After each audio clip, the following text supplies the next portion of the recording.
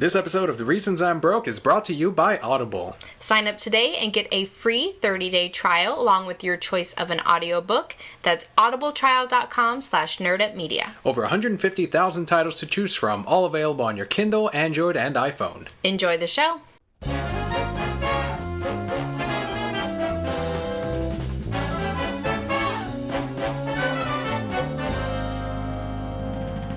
Hello and welcome to the Reasons I'm Broke podcast, bringing you the reasons we're broke, ranging from comics, movies, TV, video games, and more. I'm Kelly. And I'm Daniel. And for those of you joining us for the first time, welcome to the Broke Hat family. The way we format our show is first we start out with some news, again ranging from comics, movies, TV, video games, and more, and we follow up with our comic book pull list of the week.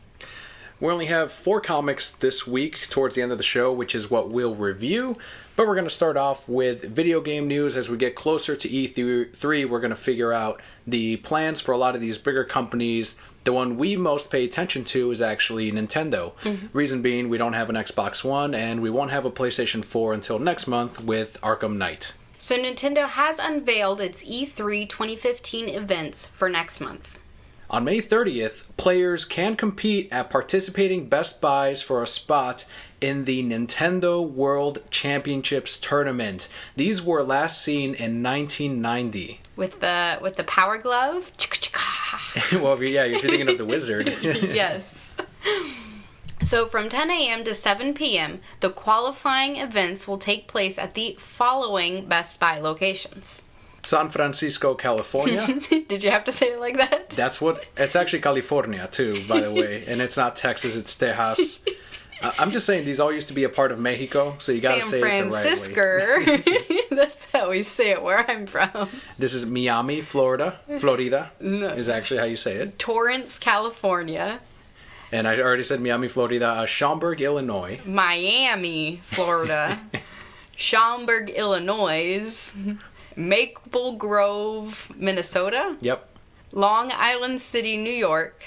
Dallas, Texas. And Tacoma, Washington. Very few locations are going to be hosting the Nintendo World Championships. We knew for sure California. They got 2 of them. 2 Best Buy locations. It's a big state, I get that, but Texas being a big state didn't get 2. They just got the 1. They're 2. Oh, never mind. I'm not going to say anything. 1 here in Florida. That's in Miami. I don't think we're... Miami? I'll be working that day anyway. It's like a long drive anyway. Winners from each region will then meet on June 14th in LA for the multi-round competition. More details will be coming from Nintendo in the coming weeks. So we don't know what games they're going to be putting at the World Championships yet. Probably Smash Brothers. Smash Brothers for sure. I can sort of see Mario Kart being one of them. Splatoon just came out, so they could be putting that in there as well. Name. Splatoon? Yes. Why is that gross? It's just kind of gross. Just sounds gross. Like, Splatoon! I think that could be considered a competitive game because it is an online multiplayer and a 4-player multiplayer. And for that one, I haven't personally played it, but from what I understand, when you actually shoot your paint, you can actually, when you shoot your load, you can swim in it. And Nasty.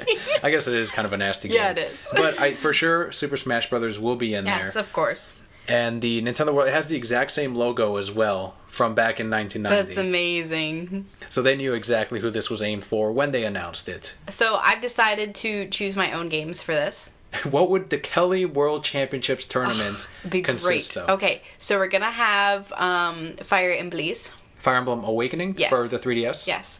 But it's not like based on the fighting. It's based on the love connections. Okay, that's what it's So you're going to rank the relationships in the game. Like, I didn't like that character. He was kind of a dick, so you should have just not used him. Yes, that's... So you're a judge in this championship, okay. Of course, it's the Kelli World Championships. You can't enter? Well, I mean, I can, and I would win. You're like, I just don't want to. I don't have time for all of this nonsense. Okay, and then we have the Harvest Moon Championships. Which Harvest Moon game? I'd have to think about it. I think, which one was my favorite? One of the DS ones was your favorite. Yes. Not the 3DS one. Oh, Tale of Two Towns. Tale of Two Towns was my favorite. So yes, it would be that one. And that would also be ranked on your love connection. Not the money you make, not the quality of products your farm produces. The love connection. The problem with that game is it's hella long though. So this competition would rank over like a year is how long it would last. But yes, the love connection. And finally, Pokemon Snap. See, I thought you were going to go with either Kingdom of Hearts or Dead Space. No, because we're doing Nintendo. Oh, that's right. Very true. Yes, it's Well, they were both on Nintendo systems. Well, yeah, but I don't really play Dead Space. I just like watching you play because it scares me. Like those little guys who are on the walls who are like, nah. I'd see them and I'd be like, oh no, fuck no, out of here, peace, done. Like I couldn't kill them. If you were playing, Isaac would be like, I'm not gonna do this, and the game would be over. He just He'd be flies like, off oh on his no, ship. bitch. Like you leave. Well, he did come in on the Kellyon, remember? That's true. And he'd head right back out on that Kellyon. He'd be like, I don't need this girlfriend anymore. I'm a good-looking man. I can find somebody else. I just imagine you're the Kellyon, like the Magic School Bus, 2 eyes, red hair on the Kellyon, and you're like, are you done? Okay, we can go, right? All right, let's go. Because I don't want to deal with these, like, monsters anymore. Nope. You were just waiting for Isaac to, like, he'll figure it out. Yep. He'll want to leave in, like, 5 minutes. Exactly. And then I couldn't do Kingdom Hearts for my championships. Because there are people who are way better at that game than me. Like, I just button mash. So you're saying there's no one better at Pokemon Snap, nope. Harvest Moon, Tale of Two Towns, right. or Fire Emblem Awakening than Kelly? Because those are based on the love connections, including Pokemon Snap. That would be based on your love connection, too. What love connection is there in Pokemon Snap? Professor Oak. So it's a pedophile relationship. A little bit. Because he's like, bring me more pictures. He does. And I'm like, what, Professor Oak? He does sound a little too excited. He's like, oh my. Oh, welcome back. Wonderful. Whoa. He's like giving you gifts. Here's his apple, little boy. I mean, throw it at Here's the pester ball. Let's try it out on you. It might knock you out. You wake up, you're in different clothes. You're like, what happened? Oh, welcome back. He plays you a little Pokemon flute. Dun dun dun dun dun dun dun dun dun dun dun dun dun dun dun dun dun. Perfect. Make this a reality, people. We also have from Nintendo that during the week of E3, gamers will be able to play Mario Maker for the Wii U at participating Best Buys. The Mario Maker game was delayed because Zelda was delayed, so they needed something to fill in that fall void. So they're like, fuck it, push Mario Maker to the fall. That'll be another game we can bring out before the holidays. Silly people. So Mario Maker events will be on Wednesday, June 17th from 4 to 9 and Saturday, June 20th from noon to 5 local time. Any brokettes that are not familiar with Mario Maker, this is essentially the dream create-your-own Mario game for people my age that grew up on the classic 2D Mario. You can create your own entire stage, and you can actually switch between 2D, so the very classic, or I'm sorry, not the 2D, but the classic look to Mario from back in the NES era, to the new Super Mario Brothers now that you have on the Wii U. That's awesome. They play exactly the same, but one will be in HD, the other will be in like pixelated, still in crisp, clear graphics. I play pixelated all the time. Yeah, and then you'd scare me with your bloop, bloop, bloop, bloop. I'm like, no, stop. That's when I can do it the best, I think, with the pixels. She's referring to in the levels, like there'll be one pixel with one enemy on it, and now running full speed, I'll somehow, like, every time I'll just measure it perfectly, so I hit that, and then I continue running on this other thing. Even when I have no mushroom, I'm like, boop, hit that guy, and keep running, and perfectly land this other jump. He scares me. I don't even know how he does it, because me, like, I sit there for 20 minutes and time it right, and then I still die. And he's just like, boop, boop, boop, boop, boop, without losing speed. Yeah, I know. It's terrible. It's scary. I'm pretty proud of it. Attendees will also receive a 30th anniversary Super Mario Brothers pin while supplies last. That's so within the cool. first 5 minutes. Well, yeah, in the first 5. Like, show up like the day before. If Nintendo sends these out as frequent as they do the Amiibo figurines, you're not going to get one. Of Simple course as not. that. But that's cool. I would show up just for the pin. Which will go on eBay for $70. People I'm sure. People are going to throw it up there immediately. In the first 5 minutes. So just like last year, Nintendo will deliver its big E3 news by streaming it online. The Nintendo digital event will start at 9 a.m. Pacific time on Tuesday, June 16th. Last year, they gave players the opportunity to play Mario Kart, I believe, and Super Smash Bros. At participating Best Buys. This year, it's going to be the Mario Maker. At 9 a.m., that is going to be at the same time as Square Enix's presentation. So they're going to go head-to-head on Nintendo and Square Enix. I don't think that happened last year. So one of them is going to be a streamed event that was pre-recorded. That's Nintendo's. But it'll air at, again, 9 a.m. Pacific. The Square Enix one will actually be at E3 on a stage with the big screen and the videos. With Kingdom Hearts? They might show some... I'm trying to remember. I think they said they won't... No, Kingdom Hearts will not be at E3 this year. Kingdom Hearts. Then I'm not watching. They're not playing Kingdom Hearts, I'm not watching. Then we're going to watch the Nintendo Direct. I'm not watching that one either. Do they have Kingdom Hearts? No, they don't. Then I'm not watching. So that will wrap it up for our video game news. We do have a couple of background set filming leaks, I guess I could say, from a Marvel movie and a DC one. The first one being Captain America 3 Civil War, coming out next year, same year as Batman v Superman. Mm-hmm. The leak that we did get to see was Crossbones. Yes. Are you familiar with Crossbones at all? Nope. The ones from Pirates of the Caribbean? Well, it's not from Pirates, although it could be because it's owned by Disney now. That would be a more interesting movie if one cursed pirate was running around fucking with Captain America. Barbossa would be perfect. He's like throwing apples at people and you're like, Barbossa, calm down. He's like, give me a big hat. Apples. Crossbones, I read the entire Captain America run from before Civil War and after his death, the return of Captain America, all that stuff. It was really a really good run. I think I started just before... I started Hero's Return of Captain America. It wasn't the greatest, and then I continued all throughout. Crossbones did become a pretty significant villain in the Brubaker run. So I am pretty familiar with the villain. When you see him in the movie, you did see him in Captain America 2, but before he actually put on the Crossbones persona, he was just a S.H.I.E.L.D. agent, or rather a Hydra agent. And this time you do get to see him because of the set photos. You saw him too. He has a helmet with the spray-painted skull, and then like an X spray-painted as well across his armor.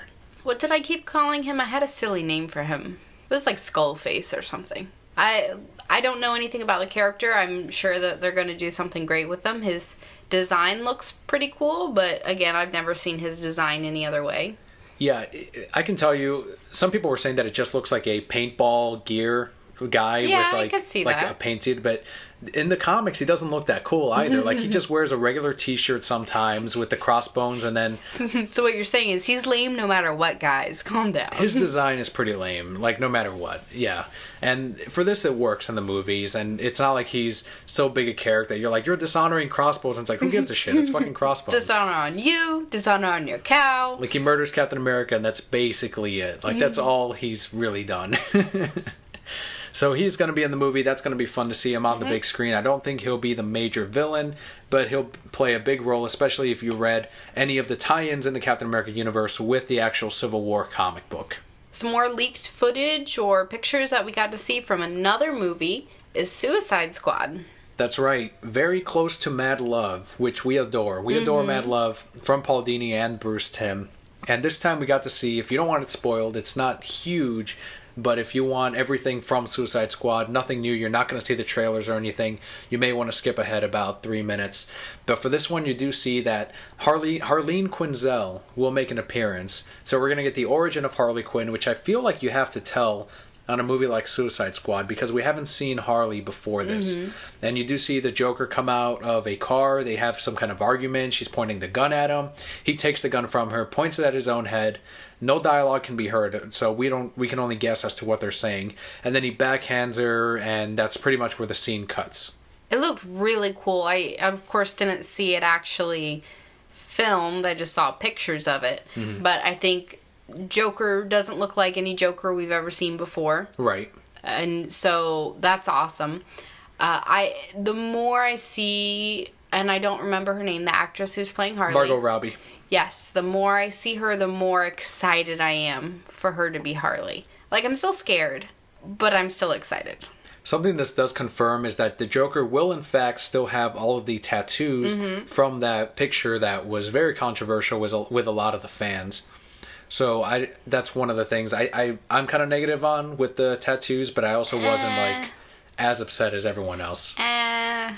It'll work with what they're doing with it. Just close your eyes if you don't like it. Just listen to his voice. Once we actually hear it right. on the big screen, actually. Exactly. Not from like a concert that he sort of possibly leaked. Maybe it was the Joker, maybe it wasn't. People are kind of speculating on that one.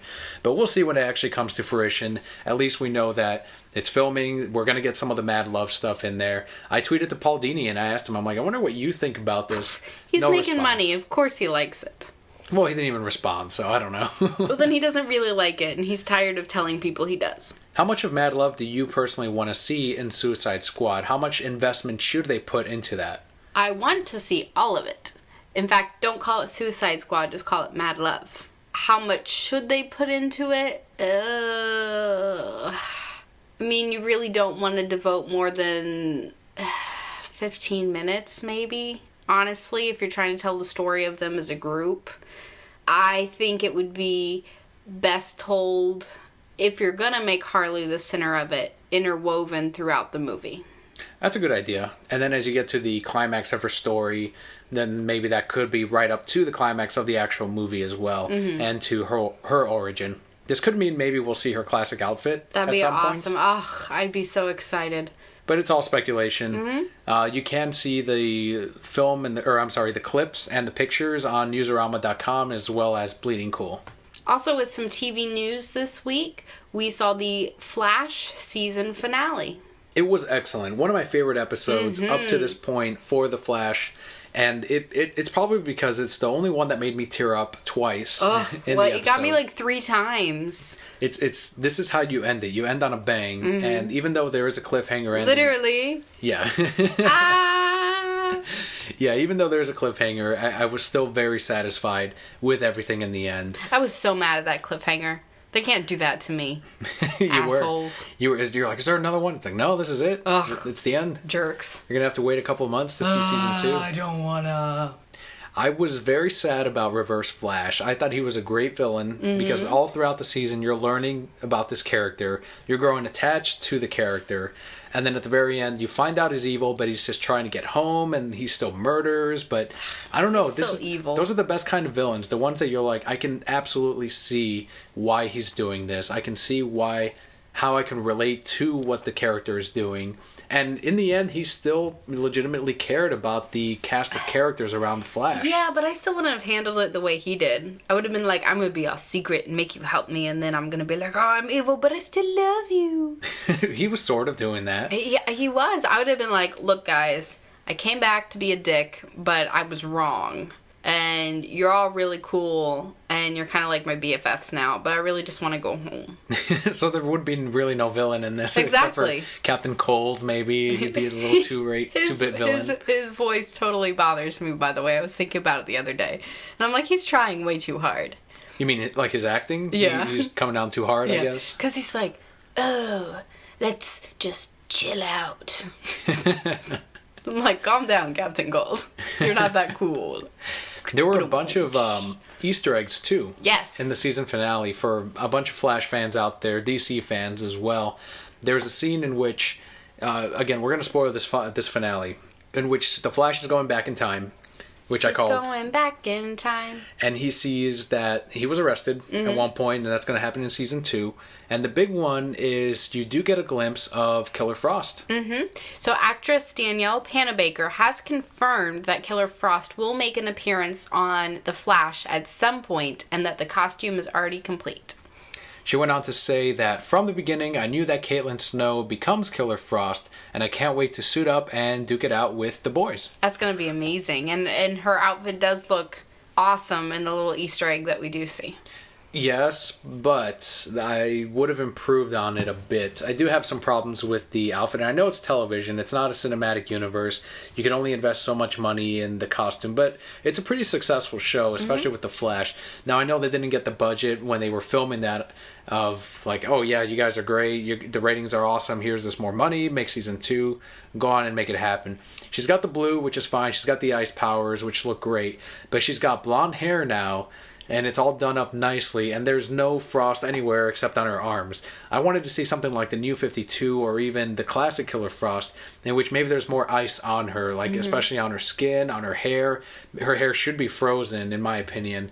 I thought they could have done way more with it. Instead, it just looks like a regular blue dress with nice blonde hair, and then it's only her arms that scream Killer Frost to me. Well, we might see more, though. when they actually bring her out, now that they do have a bigger budget. So I wouldn't completely write it off as, yeah, this is all that we're going to get. Mm-hmm. And it could even be that's how she starts out, and then as her powers develop, she changes. That's what I would like. Yes, I would very much enjoy that. And then the other thing too was the Earth 2 Flash. Mm-hmm. Very small Easter egg, but as soon as I saw that, I'm like, oh, it's fucking Earth 2 Flash. And I'm like,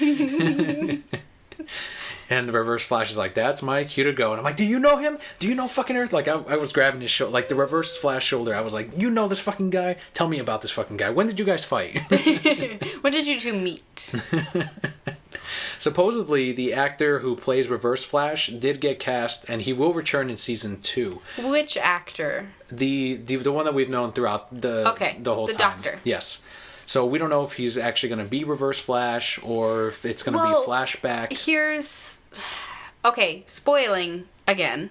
So we've destroyed Nega Flash, Reverse Flash. So wouldn't Dr. Wells still be alive? Not the way that their logic works. Oh. I don't know, maybe. If he doesn't exist anymore in the future, then they shouldn't have gone through any of this, technically, because he never would have gone back in time. That's the problem with these time travel stories. Doctor Who stories? You have to let go of a lot of the logic behind it. Like, yeah, he wouldn't have been there, but then we wouldn't have gotten this season, so technically we shouldn't have seen any of this.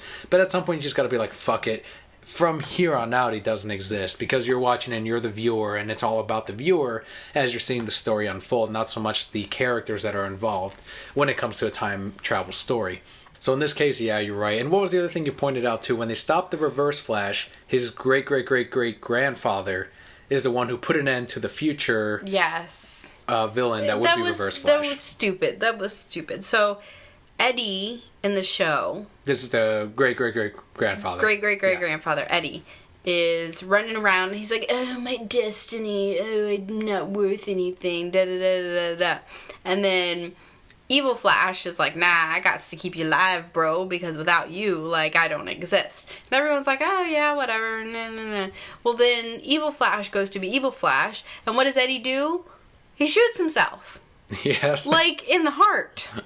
Like, not in the balls, which would also stop Reverse Flash from being created. It's very true. But he kills himself. And I'm like, Eddie, you're stupid. You just pull him down and shoot off your balls.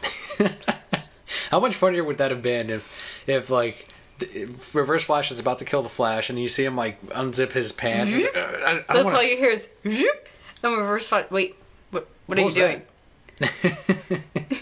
This is the end, Reverse Flash. No, man. What are you doing? He pulls his dick off. I don't want to shoot my dick off. I just want to shoot my balls. And well, like, even if he shot his dick off too, like, he could probably get that put back on. But I mean, if you could just shoot your balls, like, well, I mean, take the extra step. Yeah, that would have been the easiest solution. But no, he shot himself. In the heart, which admittedly did make me tear up. Also, that moment with Iris. Really, I did not give a shit about Eddie at all. There was not a character that was developed at all in the series. This is true. He just complained about stuff like, oh, you and Barry, but I love you too, but you love Barry, but I don't give a damn, but my heart. I'm like, good. Don't have to deal with his bullshit from now on. Because what they should have done is he just should have shot his balls off. Reverse Flash would have been, like, disappeared also. And he'd be like, oh, my balls. I mean, of course, because he just shot him off. But then they could go get a medical attention. And then we could still have that triangle in the next season. I guess so. You could have still had it. And she probably still would have broken up with him because she couldn't have kids. Well, I don't like her anyway, either. Well, I've talked about it on Twitter. I'm like, she's not likable in any way. Like, she's always on Barry's ass about... in the very beginning when she's like, oh, you're the Flash and you won't tell me. It's like, all right. So she's a woman. That's so sexist. But it's true. That's what we do. All about Iris, right? Yep. Not so much Barry saving the rest of the city and all that. Boring. I do like Killer Frost, though. I think she's cool. I can't wait to see her in season 2. And, of course, the ending to Flash... and if he actually saves Central City, which he will, because we need a season 3. Of course. But the season finale was great. If you guys haven't watched it up to that point, it's all up on Hulu. Yes, it is. Watch it. It's a great television show. If you're not watching Constantine, #save Constantine, watch The Flash. Hashtag one or the other. Save Constantine. Yes, still save Constantine. Here's one that I personally relate to, and I talked to you about it earlier. Caught you up on the story.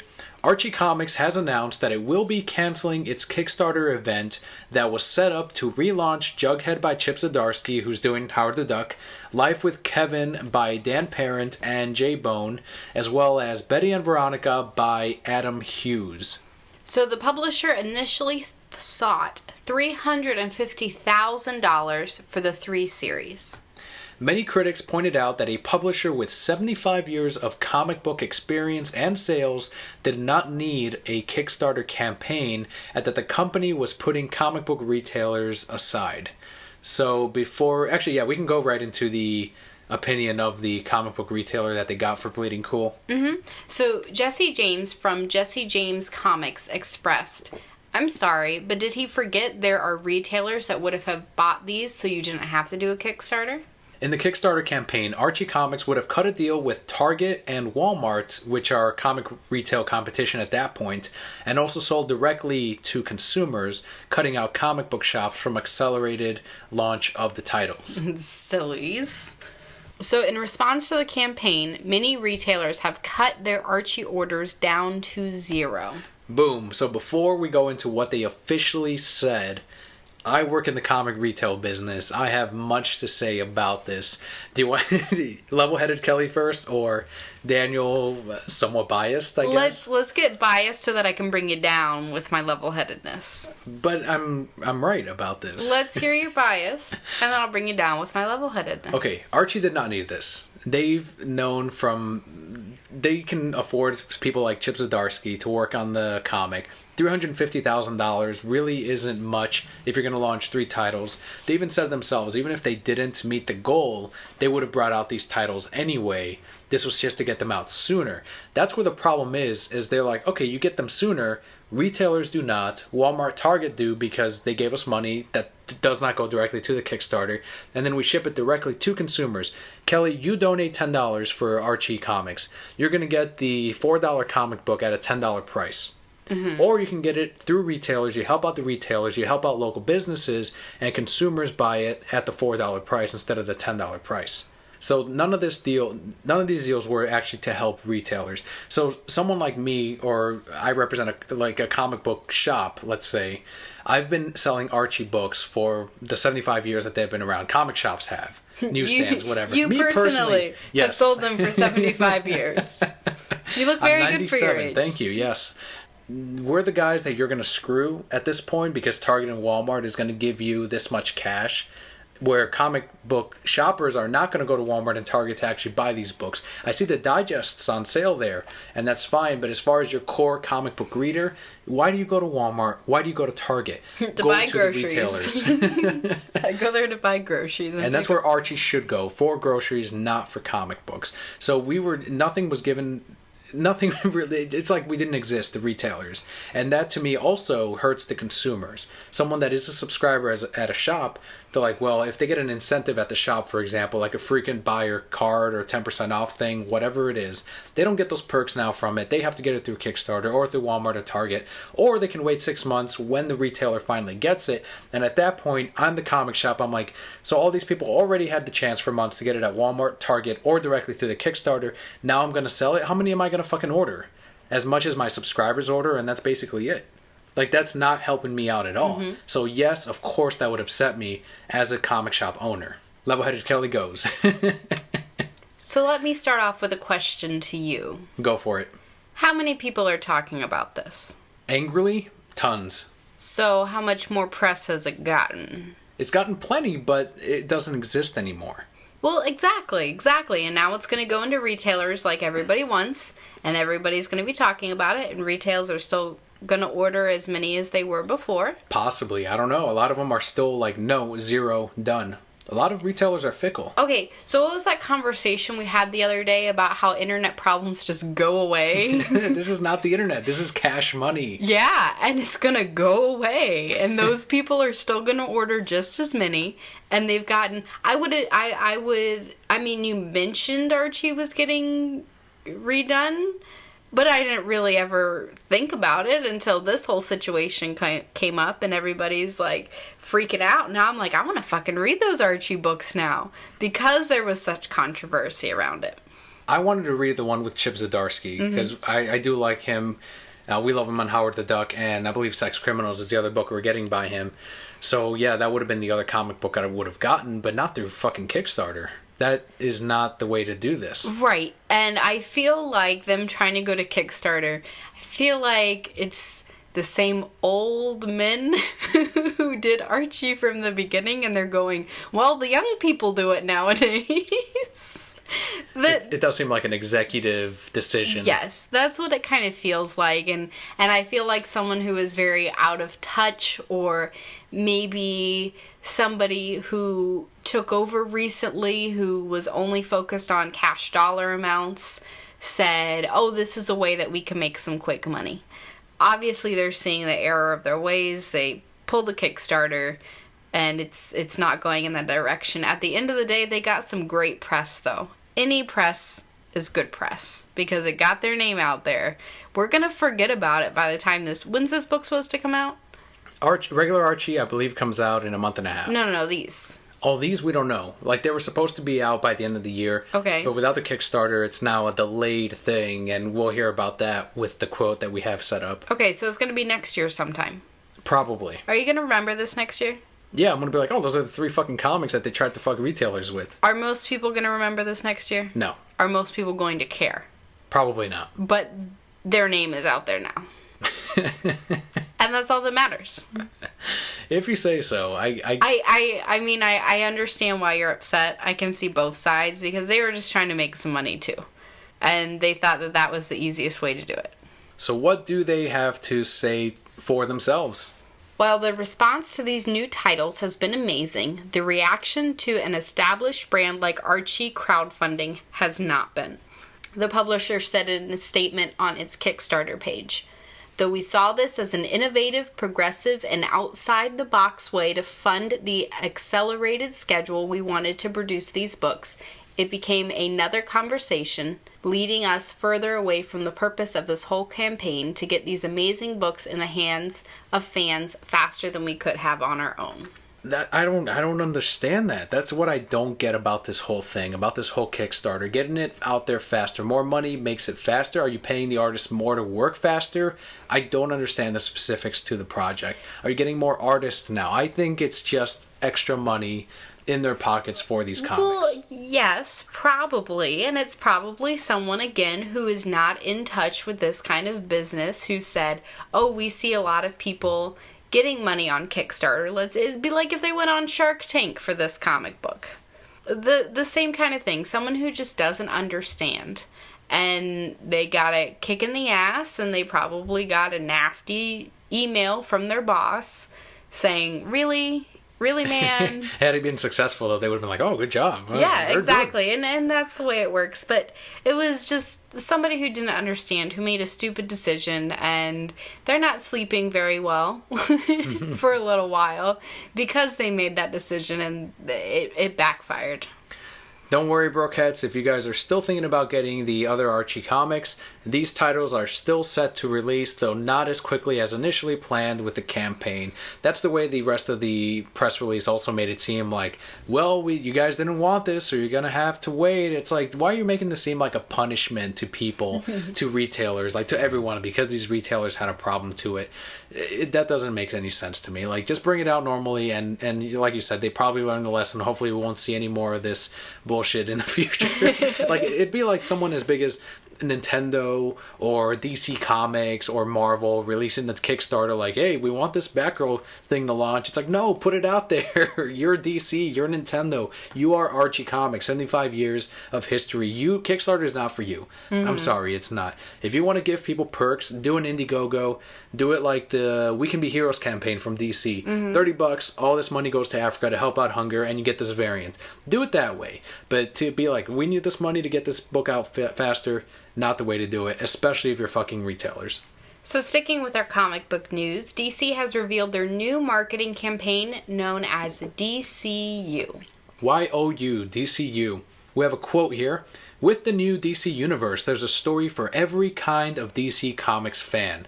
There's a story for you, said Amit Desai, Senior Vice President of Marketing and Global Franchise Management.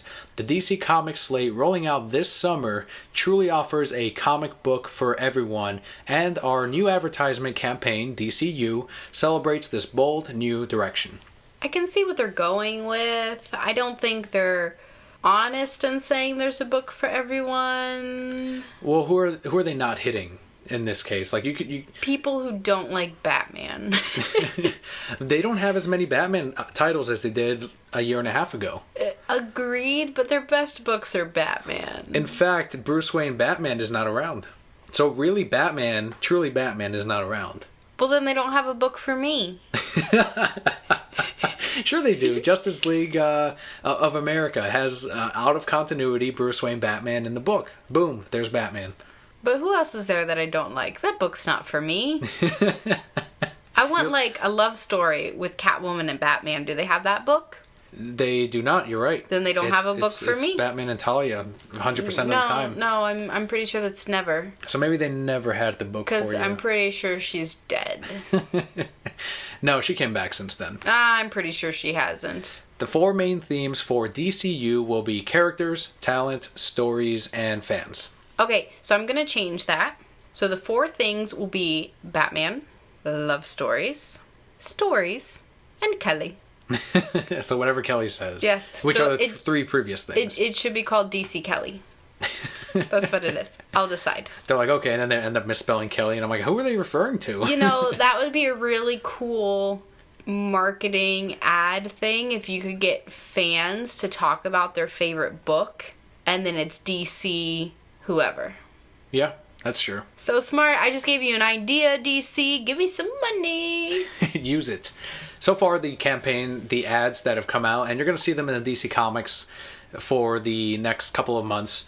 They're just like, oh, Commissioner Gordon is Batman. Are you ready? And like, you is capitalized. And like, no, because I like real Batman. Real Batman. The true Batman. For the true Batman fans. Don't want your discount Gordon Batman. You're like, none of this bullshit about Batman could be anyone. Batman is a symbol that we saw in the Nolan movies. Only Batman can be Batman. Only Kevin Conroy Batman can be Batman. I don't want your ginger Batman. That reminds me, the new DC, the Arkham Knight trailer came out, and it's not one of our pinpoints, but I just do want to say that. The new trailer came out, boom, here we go, it's coming up, here's this DLC. And I'm like, oh, this is fucking great. You heard Kevin Conroy, and I saw a tweet that said, I don't like Batman's voice in this one. And I'm like, are you fucking I nearly broke the internet dead. in frustration. They've been murdered. I was really upset. I'm like, that's fucking Kevin Conroy. Like, I tweeted at him. I'm like, that's Kevin Conroy. That is Batman. What do you mean you don't like Batman? That is Batman. Do you not like life either, sir? Do you not like breathing? That is the ultimate voice for Batman. Yes. Like, Batman embodied is Kevin Conroy. Yes. And if you're saying that you don't like the voice for Batman, then you don't like the voice of Batman, is what he meant to say. Then you don't like anything, sir. That's what I meant. Like, anyway, that's a little tangent there. Overall, the DCU campaign, it reflects on all the 23 brand new titles that are supposed to be inclusive, aim at younger readers. That's great, awesome. But support that with the story. I don't think the campaign is going to be something that people are going to look at and say, oh yeah, I'm going to go read the DC comic. Unless they get specific and say, like, the Midnighter, LGBT readers, and Robin, younger readers, Starfire, Harley Quinn readers, that kind of thing. If they get specific with that, but if they're just ads like they've been showing so far, nothing special, nothing big. It's going to be all about the stories, the comics, and the fans, the brand new readers that they bring to shops. You mean it's going to be all about the Batman, the love, and the stories? And the Kellys. And the Kellys. Perfect! DC Kelly. Another brand, that's actually going to be the episode name. DC Kelly? Yep. Yeah. New ongoing title is on its way. The name of this title? DC Comics Bombshell. Bombshells, because there's more than one superhero on here. Written by 2 Margarets. Margaret Bennett, art by Margaret Savage. So, written by one Margaret, I should say. And Vandal Savage's wife? I guess so. Yep. Good for her. I didn't know Vandal Savage was married. Apparently. Maybe. And she's drawing the book. Maybe it's like a daughter then. I mean, he's been around a long time. That's true. A very long time. Very long time. He's worse than the Spaniards. His seat is everywhere. He's worse than Batman. No one's worse than Batman. Batman's pretty bad. He makes terrible decisions like Talia. What are the heroes in this DC Comics bombshell? As I disagree with you. So, it will feature heroes like Supergirl, Batwoman, Wonder Woman, and more as they fight in an alternate universe where they will be alongside the Allied forces in World War II. The print debut for the comic will be on August 12th. Bennett said, "I cannot possibly tell you how excited and grateful I am to be involved in a story this massive and inventive. The series will explore war stories, romances, mysteries, heist, action-adventure, and horror in a way that only these characters could do. I cannot wait for this book to drop. Pun very much intended." In addition to the new DC series, DC's variant theme for August will be the return of the bombshells with 21 brand new covers. One of which is Sinestro, who makes a beautiful woman. Yes, like they're like, all right, Dan, here's a Sinestro bombshell. Didn't we talk about that? Didn't we say like when the bombshells first came out that I wanted to see like a bombshell Sinestro? Maybe. But I wanted it to be like a girly bombshell Sinestro, like booty ooh, shorts and like... My ring! Would have been perfect. So we've seen all 21. Love them all. Yes. I even want that Harley Quinn bombshell, the new one, where she's slamming her hammer down on like one of those carnival-style test your strength machines. Little bell at the top, and I think at the top it's like Superman, and then you've got the ranks down like Wonder Woman, and I want that tattooed on my forearm. Like, it's such a gorgeous drawing. It is, absolutely. But there are some great ones in there. I think my favorite is either Superman or Batman. The Detective Comics Agency Batman? Yes, that one, but Superman for his little mustache. So tell him what the Superman one was. He's got a little mustache. Are you talking about the one where he's actually like welding something with his laser vision, or where he's on top of Power Girl? I think the one, oh yeah, when he was on top of Power Girl. So Power Girl's like lifting him up and he's like pretending to fly, I guess. Very, very feminine pose there. So what's Superman thinking in that Superman Loves Batman scene, clearly? That's a Superman Loves Batman cover. He's singing, "And I will always love you." What about in the one where he's wielding a... I guess it's like... I couldn't zoom in far enough, but it's something metal and he's wielding it with his laser vision, his heat vision. He's clearly welding something for Batman. Probably like a little heart or something. Wonder Woman's nearby, so he's pretending it's something different, like, oh, it's a gauntlet. Yeah, maybe he's like, oh yeah, it's for Lois. By Lois, I mean Batman. Bruce Lane. Perfect. There will also be new bombshell statues featuring Cheetah and Killer Frost. That Killer Frost cover, if you haven't seen it, is gorgeous. It's amazing. Both of these are great. I love the Cheetah design as well for the bombshells. I do too, but I wouldn't have made a statue out of it. I would have preferred if they had done... They're already doing the Harley and Joker one, which if you haven't seen yet, it was solicited a couple of months ago. But the one I would have liked as a statue would have clearly been Sinestro. In his super awesome gangster suit. He's got like his dance sign right above him. They're supposed to be like posters this time around, which is really awesome. Or the Detective Agency Batman. That would have made a great statue as well. What about Batman and Superman together? That would have been fine too. Perfect. I would have bought it. Would have been perfect. What do you think about them including male characters now in the bombshell line? I think it's a great idea because they're still awesome. I saw a comment from a guy that said, DC sexualizing the females again, how typical. And my coworker, she was like, they're bombshells. They're supposed to be sexy. Right, exactly. Well, and now you can be like, well, they're sexualizing men now, too. Aquaman's pretty sexy. He's got his no shirt on. Not my thing, but I'm like, that's a bombshell right there. The one that they didn't... The worst one of these bombshells is the Dick Grayson one. He's just swinging on his thing, and there was like no ass on there. Like the ongoing joke.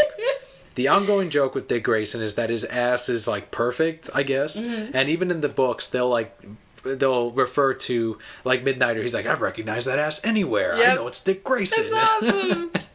So they've kind of embraced the fact that it's like, yeah, fine, fans have paid attention to that, and that's what they've gravitated towards. But in the Bombshell one, it's just him like swinging as like a younger version of himself. I'm like, nah, not doing it. Mm-mm. These male and female fans that are into it they're looking at this and like, what is this? There's no ass there. That's not Dick Grayson. Who's that guy? That's not Grayson. That must be Tim Drake. Must be.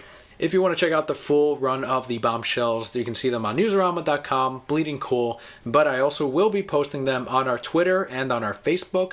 Twitter at Reasons I'm Broke, or Facebook, which is Facebook.com/The Reasons I'm Broke. That's right, The Reasons I'm Broke.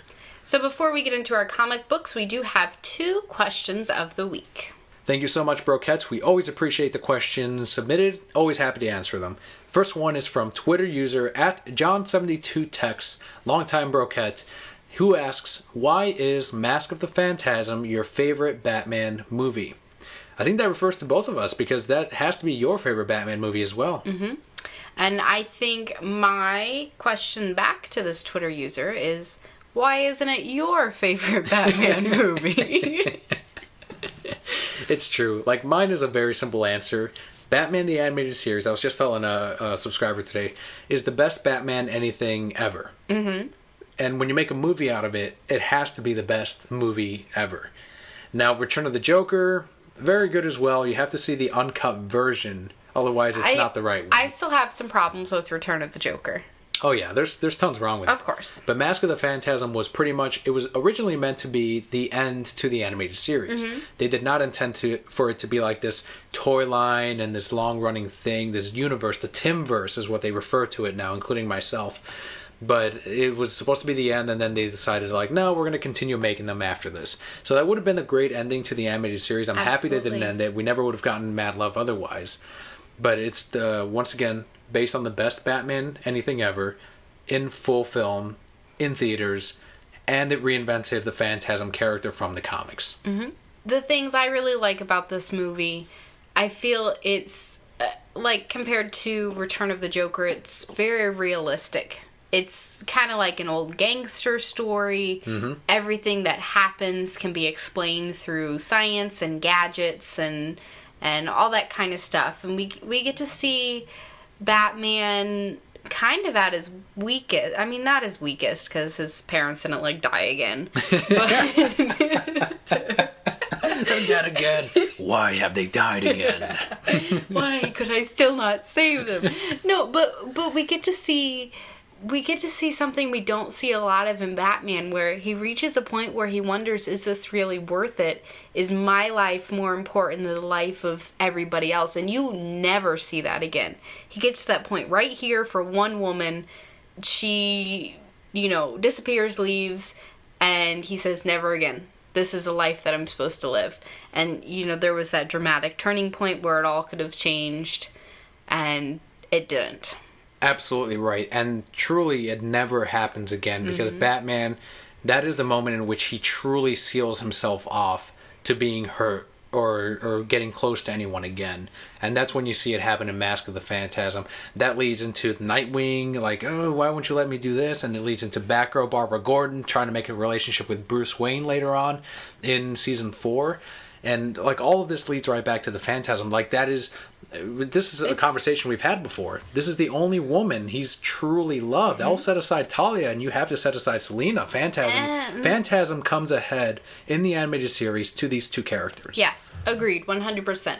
But this tells a beautiful story of a very defining moment in Batman's life. Obviously, not as impactful as his parents dying or his parents dying again.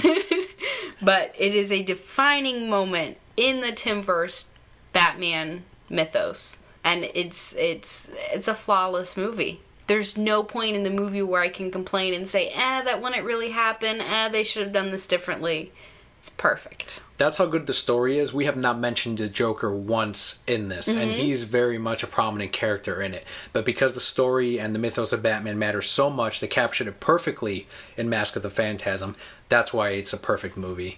Mask of the Phantasm needs to come out on Blu-ray. If you don't own it, buy it now. Buy it on DVD until they release buy it on Blu-ray. VHS. Shit, go buy a VHS player. Every version of it. All Check of it it out.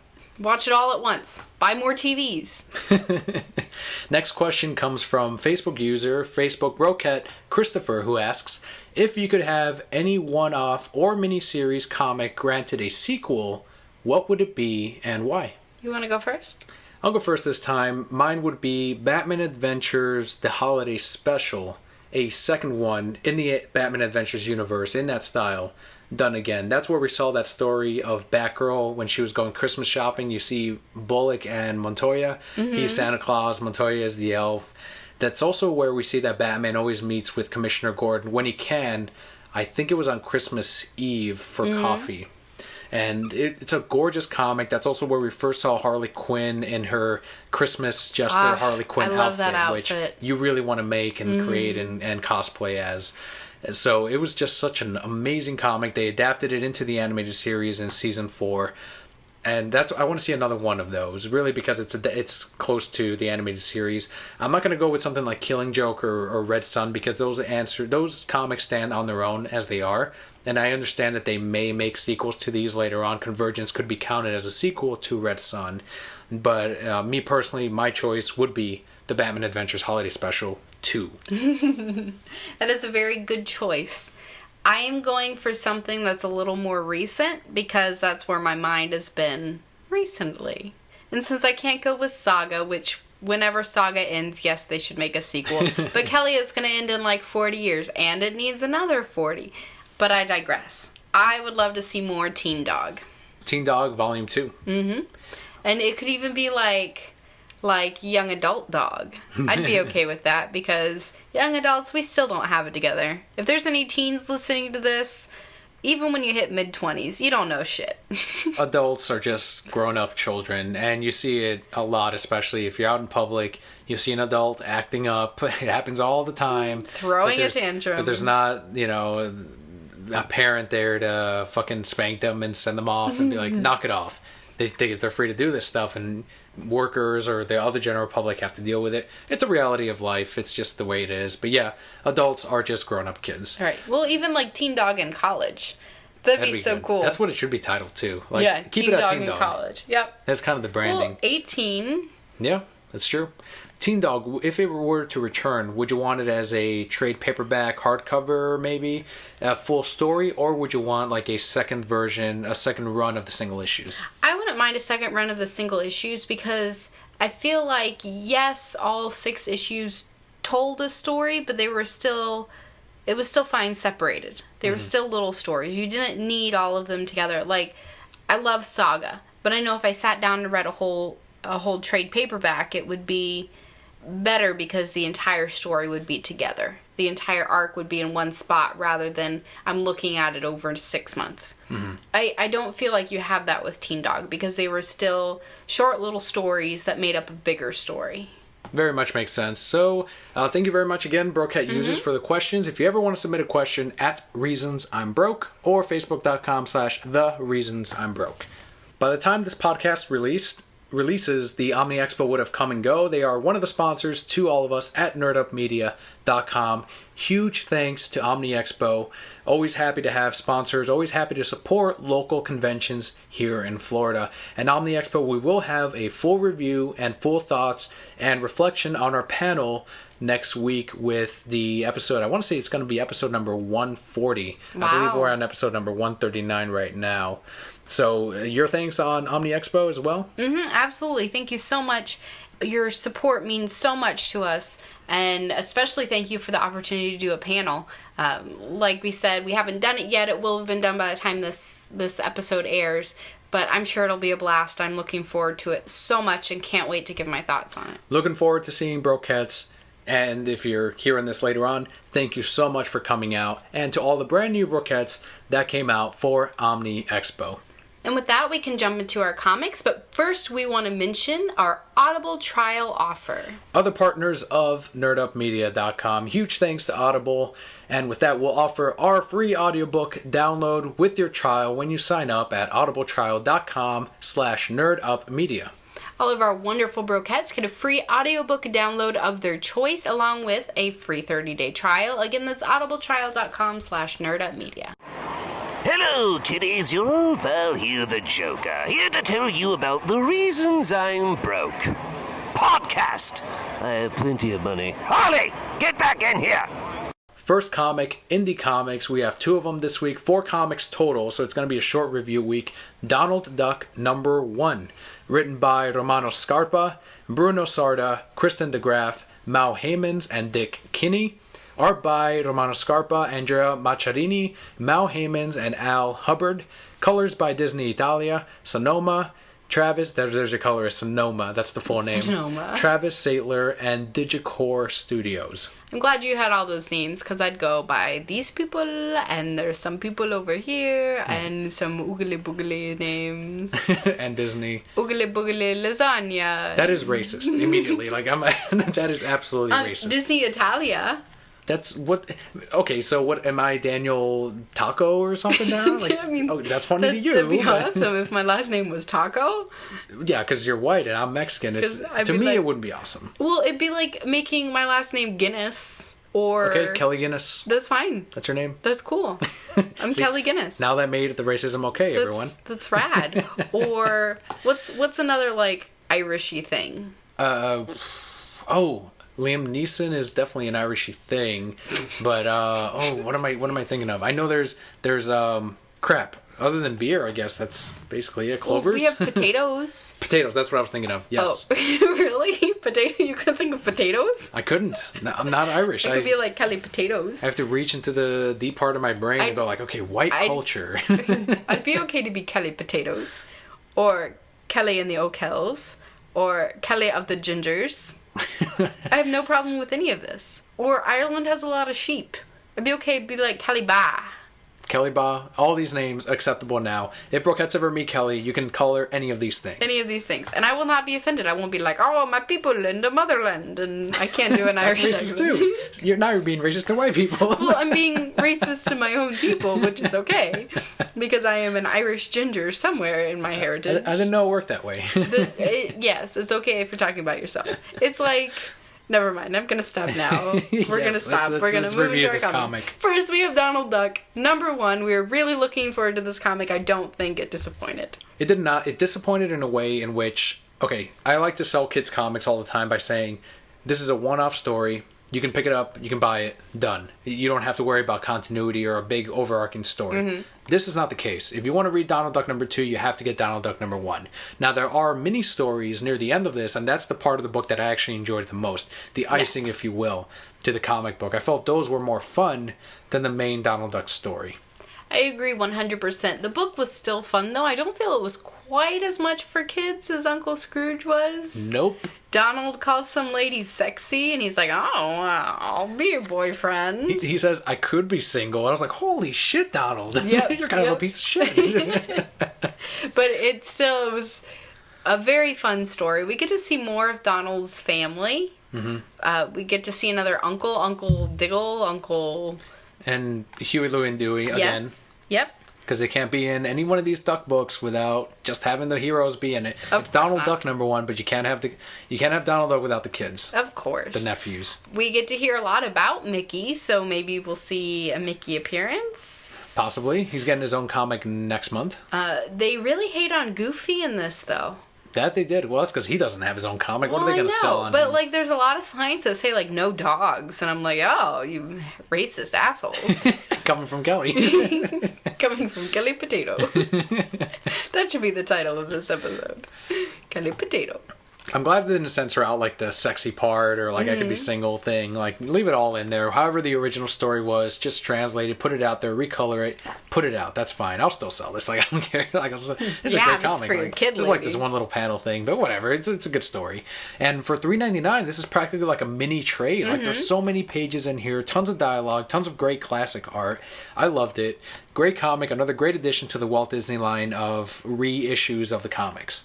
Our next book is Lumberjanes #14. This is written by Shannon Waters and Noelle Stevenson, with art by Brooke Allen, and the colorist is Marta Lehau. I like the Lumberjanes #13 better than this one. Agreed. Now we're getting into the next arc in Lumberjanes. I think 13 was kind of a break, a nice little origin story. Loved it. But for this one, now we're focusing on the camp counselor or one of the staff members instead of the Lumberjanes, and there's confusion between the two. Now we're seeing another character that was somehow involved with the Lumberjanes in the past. The second one so far. First one being the woman that can turn into a bear that came from the different time period and dimension. So I'm glad she's back. And I like the creepy aspect to this new villain. I think that's really cool. Yeah. I like the mythical creatures that they put into Lumberjanes. I still think it is a weaker issue to number 13, but so far this is a great start to an arc. I agree. The thing I like about this beginning of an arc too is it's bringing it back to what I liked that the first arc got away from. So the first arc got too much supernatural. I feel that this is just the right amount, where there are these creatures and we don't really know where they come from, but you got the bear lady, so you kind of know there's magic somewhere, but it's not like, and we're gods, and we're fighting things. And Egyptian puzzles and all that. Right.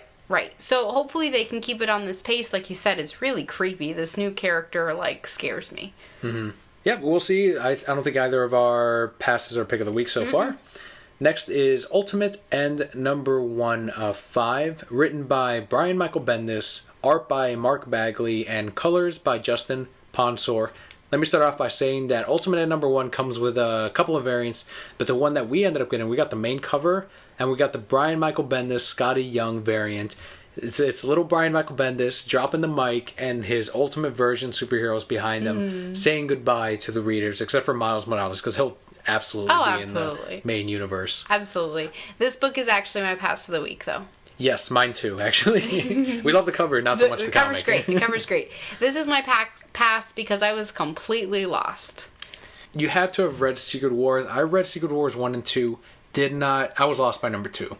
And something a coworker told me is that this is a story that had been built from all new Marvel Avengers number 1 all the way up to now, that you had to have read all of those, including a bunch of the tie-ins, if you really wanted to understand that. So it's not brand new reader friendly like us. We don't read a ton of Marvel, and if we wanted to be like, okay, let me get into this main event, we suddenly aren't going to spend money on the main event because we're lost. And, we have a result right here in front of me with Kelli and with me as well. I just want to see the Ultimate Universe have its farewell, its well-bidding, because there were some good things in there, a lot of good things. Stuff that you see in the movies now, like Nick Fury, who is Samuel L. Jackson, which the character was originally modeled after Sam Jackson when Ultimates came out. I don't know if you knew that. I did. And that's what I want to see, and that's where we're getting Ultimate End 1 through 5, and because we like Miles Morales, we'll get that standalone Ultimate Spider-Man, whatever they end up calling that comic, when this is all done. But yes, this book really did not make a lot of sense. And that is very unfortunate. I can see why they went that route, because this is really, for somebody who's followed this long, this is a wonderful goodbye for them. And I appreciate that. But there are going to be people like us who say, you know what, this is coming to an end, I haven't followed it, but let me see it go away. And they're going to pick up this first issue and say, you know what, I'm not going to get the other 4 because I'm just going to be lost. And they're not all going to be like us who say, well, we'll tough it out. Well, we'll spend some more money, I guess, whatever. And that's unfortunate. I feel it could have been written just a little bit better so that none of us were lost. Because I was like 2 Tony Starks, and they tried to explain it, but I was like, okay. One's alcoholic and evil. One's not as much fun. Exactly. Mark Bagley, if you like him, he returns back into the Ultimate Universe, so you can get it for his artwork alone. To see him draw Spider-Man again, that's fun, but one last you will time. you will be lost. Convergence number 7 of 8 will be our final book this week, and the only DC comic, as this has been a trend for the last 2 months, written by Jeff King and Scott Lobdell, art by Aaron Lopresti, and colors by Peter Stegerwald. I mean, this still wasn't very good. No, it's still not.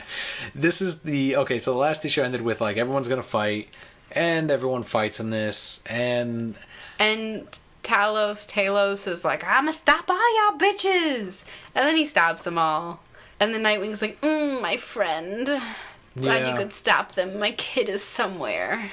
And they're pretty much like, we're not gonna merge all the universes. They're all probably still gonna be separate. So, yeah. And JK, guys. It really was just a pause in the comics until we moved our offices. So it looks like Convergence did not pick up. I would say pass on the entire Convergence so far. We're one issue away from the ending. There's nothing really super redeemed. So we'll tough it out. Well, I mean, we're this far. Yeah. Might as well. So that's why we review the comics, so you guys can be like, oh shit, glad I avoided that stuff. And you can always pick it up in the trades if you really want to read it. A lot of local libraries are starting to pick up more comics and trades.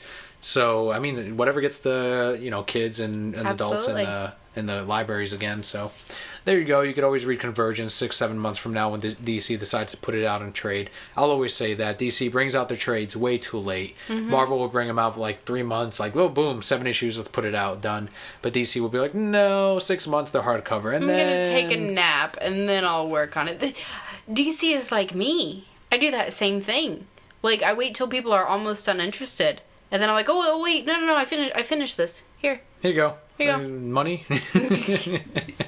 Pretty much. So that will do it for our comics this week. I don't have a pick of the week. Me either. But our passes of the week were Ultimate End number 1. I do have a pick of the week. It's Saga from last week. You can't do that. I did it. It's done. It's been recorded. It's on the air. Okay, reverse Kelly. Okay. You went back in time and I gotta shake a lot and be like, I did this thing and you can't stop me. How are you making How are you making your eyes glow red? What's that have to do with shaking your head fast? I put my hair in my eyes. And shake it really quickly. You go I'm reverse Kelly potato. I still don't know how the Reverse Flash did that. Like, why are his eyes glowing? I still don't get that. He probably moved like molecules or just to look more ominous. I guess if he had that much control over his body, he could probably, yeah, you're right. Maybe shake his eyeballs enough to where it glows red. Glows red, or he also put his hair in his eyeballs. Maybe, possibly. Maybe he's really a ginger.